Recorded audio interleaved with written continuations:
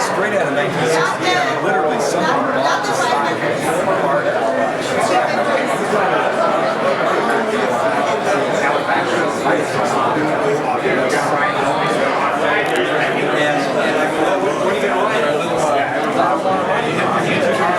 he ended up selling it to the electric. That's what I know.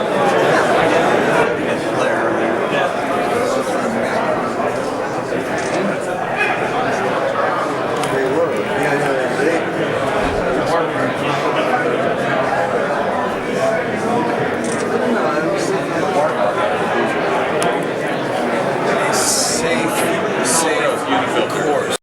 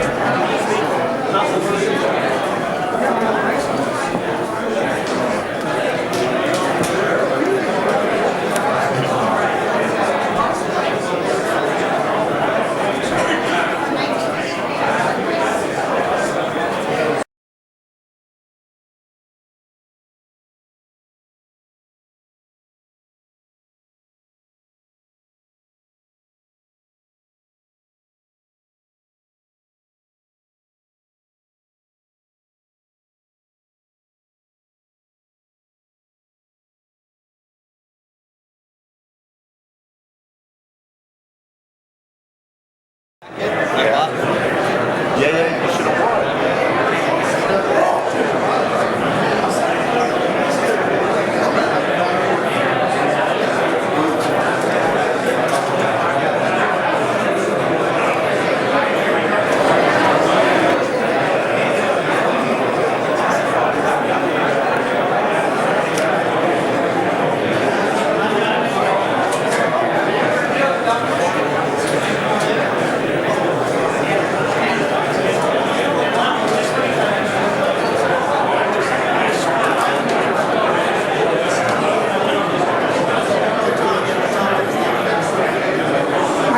POV, right?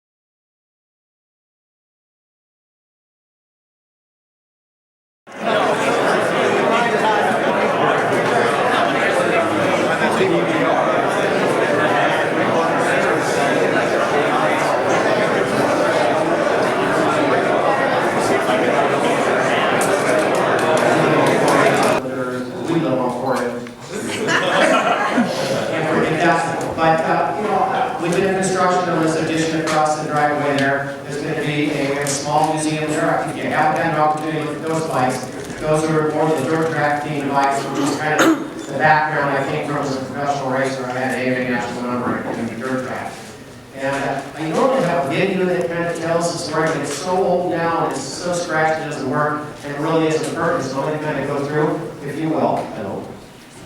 Oh, good. You're a Parsons. Thank you. Very good to see. Long time friend. It kind of goes back actually almost to the beginning of the business because we did a little work together. But I was a professional racer and had a national number raced, mainly half miles, miles, dirt tracks, probably a TT specialist. I did won one national championship event as a amateur back then, which is kind of like the 250 class. National number 8. So, yeah, thank you, Gary. But anyway, I relatively short career because I got hurt and I started a small company called Tom White Cycle Specialties. My brother joined me a few months later and it became White Brothers. And we really lived kind of a motorcycling dream. We grew the company and there's a lot of people here. I'm trying to remember some of their names who were part of that 25 years ago with the White Brothers. And we started, in a very small unit. We grew the company to where we were $40 million in sales and had 165 employees. So we really had some wonderful growth. And then we had a major called a disaster in our life when our son Brad was injured in an accident. I don't know if I call it a motorcycle accident. He was on a mini bike. He's been riding since he was 5 years old. He was 18 at the time and ran into a chain. And I'll get into more about that later. It took my focus off of running the company. It took my focus on I wanted to come home and take care of my family. And yeah, Brad, we're talking about you. The last time we had a little small gathering and we started talking about him, he started acting, you're going to behave tonight, aren't you, Brad? Yeah. He should be happy. I don't know if you guys saw it, but I'm going to veer off just for a second here. We have a Russian-made Doral side pack out there, and that was Brad's Christmas present. We have, just today, we put the 5-point harness in it so we can ride that Brad and get him back on a motorcycle. He's got a pass to Disneyland, so he goes there with the healthcare givers. This is America Cholula, one of our helpers here. And so, there you go again, don't you? He is completely cognitive, and he's all there. And he loves to be heard, being talked about. Anyway, I sold the company, and my passion had changed from dirt track to really motocross. And any success we had at White Brothers was in motocross. We were actually a satellite team for both Yamaha and Honda when the Force Roadster started coming in. And at one time we had our exhaust systems on the factory Honda and the factory Yamaha, which was really exciting. My heroes are usually part of that. Thank you for that. So anyway, I got my pot of gold when I sold the company. I guess the timing's right or whatever. So what did I want to do with the money? What did we want to do with the money? we built this money pit at home, and then I went out and bought motorcycles. And I got more motorcycles and more motorcycles, and through my passion for the sport, I started an event 30 years ago called the White Brothers World Veteran Motocross Championships, now the MTA, and we started an award 18 years ago called the Edison Lifetime Achievement Award. It recognizes the person or person that have made the biggest contribution to the sport of motocross and supercross in America. And that project is helped feed into the museum. And what you see here in this museum is really dedicated, if you will, to one man. His name is Edison Dye, and he was the founder of the sport of motocross. Not the founder, but he's the man that brought the sport to America in 1966. He brought Brand Husqvarna in there, convinced this man named Malcolm Smith to ride the bikes. He convinced Husqvarna to send first from home over the world champion. They came over, they set up the 7 race series in 1966. They started in Pepperell, Massachusetts, and 7 races. And as you might expect, Horst Bowman came over here and taught all the boys how to ride. And the sport just started taking off, and it grew and grew. So I guess my goal, knowing Edison and having really a relationship with him, I wanted to tell the story about the sport of motocross, and I wanted to tell it with the bikes, the pictures. These are all images that I found at Edison's house when we decided to make adoption with that award. So, with that, I'd like to switch back, if you will, and just talk a little bit about what happened to Brad. As I mentioned, Brad was on a mini bike in that small building that later became our exhaust manufacturing building. We just got into it for a short time, and at that time he was 18, he turned intermediate. He was never going to have the talent of either Tedesco's, Andrew Shores, or Eddie Millsaps that are here tonight. All of you guys, Patty guys here, we'll talk about all the champions that are here tonight. Taking a night off, and they never get the night off to do that. But he was a good rider, and he made a mistake. He got a mini bike, and he rode in a complex that he hadn't been to before, and they had put a chain over what looked like egress to the parking lot, and it caught him mid-chest and now crushed his windpipe and larynx. So his injury was much like a drowning accident. And fortunately, 50 minutes later, when they got him in the emergency room, they got him going again, but his heart stopped 1 minute before that. It took him 14 minutes. So what happened to him is he has significant traumatic brain injury, and it's taken away his ability to see. He can't see you. He can hear you, though, and it's taken his ability to control his body. So it put us into this world of brain injury, and yeah, he doesn't talk. He doesn't talk either. And unfortunately, he had a huge appetite. He went into the hospital about 205 pounds and 6'1", and in his sickness he was down to about 132. So he really fought for his life. But he did fight for his life, and we're so grateful to have him for that. So it changed everything. I'd like to introduce the rest of my family. I introduced my wife, Danny, who's the co-owner of the museum. Kristen, I'd like to bring Kristen up. Kristen and her husband, John, they own WUSA. And I'm very proud of my daughter. She is, of all my kids, she's the most like me, I think. I'm so excited about it. Where's John? John, you can stand up here too. And a lot of the racers and the race teams know my son-in-law, John. John was another graduate of the White Brothers Catholic University. We all learned the motorcycle business together, but we're proud. And then where's your two children, Candy and Zane? There's my family. Well, part of the reason we have so many people here tonight is Kristen really wanted me to have this event because she's got really her main supplier, Rob Sarton, with talent here. And wanted to put on kind of a nice presentation. Have you seen Danny LaPorte? Huh? So she invited her oldest. Danny LaPorte. Good. I don't know. Could be. I don't know. But Danny is his wife's name. Where's Alex? Like Danielle.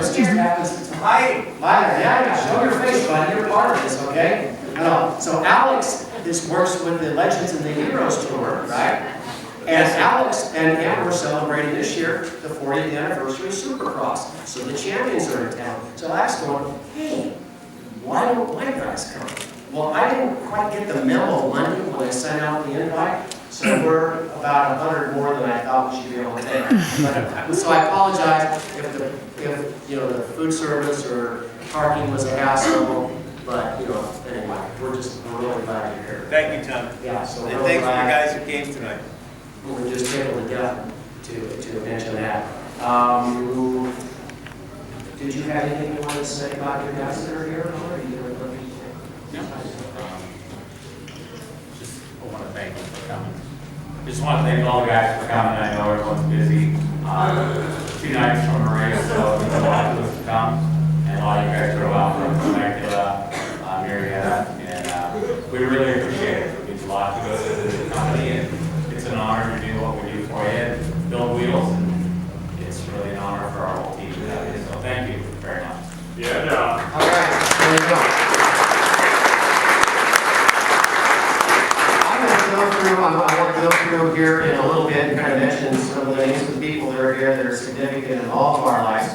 But first, I'd like, I talked about the High Hopes Energy Center and what a help that was for our life. And Mark Desmond, if you step up to the front, Mark Desmond is the founder and the director of the High Hopes Energy Center, and he founded it in 1975, didn't you? Yes. And what High Hopes does, and I'll give a little elevator conversation, I'll let you tell them what it's really about. But they basically, there's, so many brain injured adults, and it can vary from the significant traumatic as Brad's injury, or it can be a head injury that, a concussion syndrome or something, but it takes away, the skills the person had. And you work on basically physical speech therapy, and also physical speech, cognitive retraining, works with all that, and vocational. And so we meet every week. Brad was there 4 days a week, and it's kind of the school, and it's his work, and he's not very happy about that right now. He wasn't working extra hard. He knows he has a day off. Exactly. But the money that we raise here, 100% of the money that we raise here goes to the High Hopes Energy Center. And we've been in the past, we've been able to raise quite a bit of money that way through the museum And we haven't done very good in the last 15 months, have we? So we're trying to make that a good one here. But we just, you know, I think one of the things you saw there was if you contributed $100, you get a T-shirt and a bench shirt also. We appreciate that. Or any extra contributions too. Well, would you go ahead and tell people, if you will, a little bit more about IHOS? I'd love to. To start off, I'd like to thank Tom. What brand museum? Brad's all excited. Is that because you're getting a day off? Oh, I see. Brad's really our hero here at IOS. And I have a number of people. We have people from all over. Unfortunately, there's about 22,000 Rangers in California each year. And we get great results. And thanks to Tom and all of you for supporting High Hopes. You can Google us. We've been the first brain injury program in the country. It's a day-to-day struggle. You know, as far as life is concerned, one of our students today said, well, it's a great day on this side of dirt, and I'm here to work hard to get there. And as long as you're in the game, you still have an opportunity to improve. And I've seen tons of miracles. People that, if you don't believe there's a miracle today, come to High Hopes. Just take a walk through, don't mind just giving you these two little words. Come see people like Brad and what they're able to accomplish in one particular day. Tom, thank you. And thank you for having us. Thank you very much.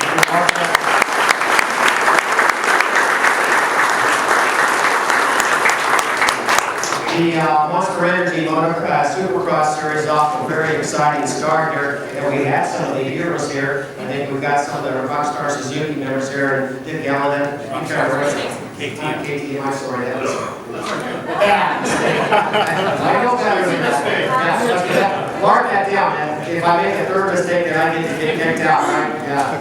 But anyway, we appreciate them, and the riders that are here, Davey Millsaps. He was the second in the Supercross Championships the last 2 years in a row. We were looking for good things this year, and you were too, Davey. And he's coming back off the injured list here, hopefully sooner than longer. We also, did Andrew show up today? So Andrew Short is here. Where's Andrew? Back over. All right, hi Andrew. Andrew's been here one other time. That was years ago, wasn't it, buddy? And he came here, and I remember he said to me, Andrew, he goes, wow, this garage is even better than McGrath, I think. A lot of old bikes, but you know, it's cool stuff to see. You know. So Ivan Tedesco's here. Ivan, where's Ivan? He's here someplace. I saw him earlier for sure. Mark Gerke's here. Cole Thompson's here. Weston Pike, one of my favorite guys I've seen him grow up. Weston's here tonight. And Challen Tennant is here. Nice to have him all the way from Texas with his family. So that's wonderful. And please, you know, if you thought I was ADDs, because I'm trying to get the list somewhat accurate here of who's here. You mentioned Pierre Carsmakers, and I'm really glad he made it here. And good to see you. I'm hoping this is going to be especially good here in America for you. I'll tell you why later. Bruce McDougall's here. How about Guy Cooper? Where's Guy Cooper? Yes. Guy Cooper, I had no idea. That guy's got, what, 1,000 bicycles? Over 1,000 bicycles, and a bunch of them over 100 years old. So just an amazing story there with Guy Cooper. We got Jim Ellis. Jim Ellis he's the first Supercross champion. And a lot of big hand for Jim Ellis. And we talk about Supercross.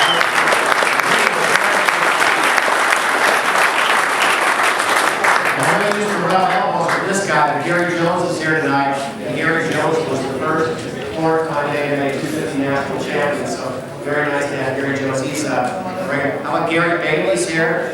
Dave Miller? Yeah. Hi, Gary. We're just acknowledging you. We're acknowledging that you're here. No, not a problem. No, we just wanted to just know that you're here. So, and Dave Miller from Bill and Adel. God knows Dave forever. And if he ever wanted to have a company like White Brothers, he would smoke us because he's so much like a talent. Where's Rob Sarbanega? Rob? Kristen? He's right there, I see him. Okay, Rob, where are you?